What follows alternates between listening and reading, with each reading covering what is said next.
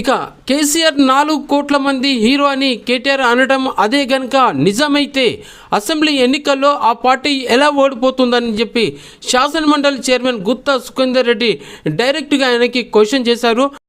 4 కోట్ల మంది ప్రజలు కేసీఆర్కు బీఆర్ఎస్కు ఓటు వేయకుండా తిరస్కరించిన విషయం, ఆ విషయం కేటీఆర్ గుర్తుంచుకోవాలని చెప్తున్నారు. సో అదే కాకుండా అందుకు కారణాలేంటో కూడా తెలుసుకొని ఉంటే చాలా మంచిది అని చెప్పేసి హితో కూడా పలుకుతున్నారు.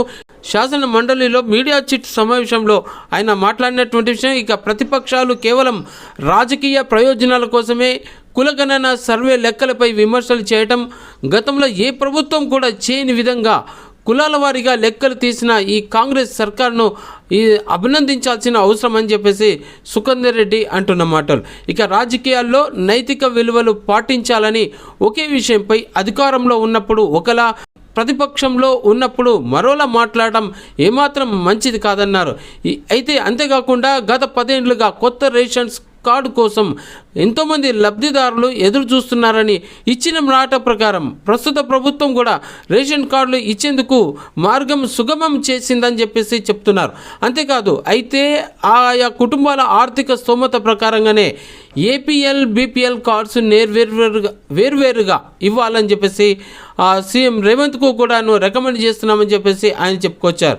టీచర్ ఎమ్మెల్సీ, ఆ తర్వాత గ్రాడ్యుయేట్స్ ఎమ్మెల్సీ ఎన్నికల సందర్భంగా రాష్ట్ర వ్యాప్తంగా ఎన్నికల కోడ్ ఉన్న కారణంగానే కొన్ని డెవలప్మెంట్ వర్క్స్ అనేది ఆగిపోతున్నాయి. కేవలం 25,000 ఓట్లకు సంబంధించిన ఎన్నికల కోసం రాష్ట్ర వ్యాప్తంగా కోడ్ అమలు చేయడం వల్ల చాలా డెవలప్మెంట్ ఆగిపోతుందని చెప్పేసి చెప్తున్నారు.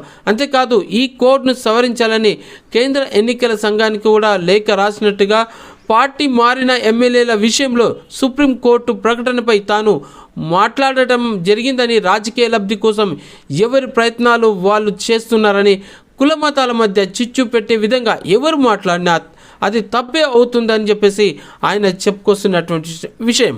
ఇక బీసీలు అగ్రకులాల మధ్య రగులుతున్నటువంటి ఈ విద్వేషాలు పెంచేలా మాట్లాడటం అది ఏమాత్రం సమంజసం కాదని, అది అలాగే కేవలం ఒక కులం వారి ఓట్లతో ఎన్నికల్లో గెలుస్తామనుకుంటే చాలా పొరపాటు అని చెప్పేసి, జమిలీ ఎన్నికలు వస్తేనే మంచిదనేటువంటి తన అభిప్రాయాన్ని ఇక్కడ సుఖేందర్ రెడ్డి వ్యక్తం చేసినటువంటి విషయం.